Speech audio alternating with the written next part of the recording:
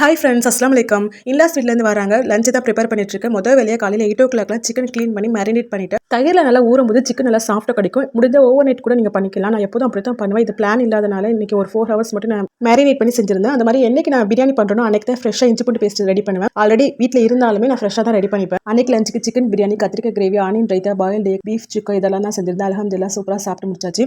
இந்த இரும்பு கடை வந்து நான் ரீசெண்டாக பர்ச்சேஸ் பண்ணியிருந்தேன். ஷாப்பிங் ஹால் வீடியோவில் பார்த்துருப்பீங்க. 160 rupees இந்த வளர்பி மஹாலில் வாங்கியிருப்போம். வாங்கிட்டு வந்து 2 month ஆச்சு. யூஸ் பண்ணவே இல்லை. இது வந்து நான் ஆல்ரெடி யூஸ் பண்ணிட்டு இருந்த பழைய காஸ்டின் கடாய். ஒரு 4 month யூஸ் பண்ணாதனால ஓவரா ரஸ்ட் ஃபார்ம் ஆயிருச்சு. 2 கடாயுமே எடுத்து சீசனிங் பண்ணணும்னு நினைச்சிட்டே இருந்தேன். அதுக்கு இப்போதான் டைம் வந்திருக்கு போல. காஸ்டைன் பொறுத்த வரைக்கும் நல்லா மெயின்டைன் பண்ணணும். அதுதான் இது வந்து நான் 4 month வந்து அப்படியே விட்டுட்டேன். நான் ரெகுலரா யூஸ் பண்ணிட்டு இருந்தது தான். ஸ்கூலுக்கு இதில் தான் பொட்டேட்டோ ஃப்ரை பண்ணி கொடுப்பேன். சம்மர் ஹாலிடே வந்தது, அதுக்கப்புறம் அங்கேருந்து இங்கே ஷிஃப்ட் பண்ணதுன்னு சொல்லிட்டு அப்படி இப்படின்னு நான் ஒரு 4 month இது கண்டுக்காம விட்டனால இப்படி நல்லா வாஷ் பண்ணி ஸ்டவ் ஆன் பண்ணிட்டு நல்லா ஹீட் ஆனதும் எண்ணெய் சேர்த்து நல்லா டிஷ்யூ பேப்பர் வச்சு நல்லா அப்ளை பண்ணிக்கலாம். திரும்ப கொஞ்சம் எண்ணெய் சேர்த்து கட் பண்ணி வெங்காயத்தை சேர்த்து நல்லா வதக்கி எடுத்துக்கலாம். நல்லா வெங்காயம் இது மாதிரி ஆனதும் டிஸ்கார்ட் பண்ணிட்டு நல்லா வாஷ் பண்ணிட்டு யூஸ் பண்ண ஸ்டார்ட் பண்ணிடலாம்.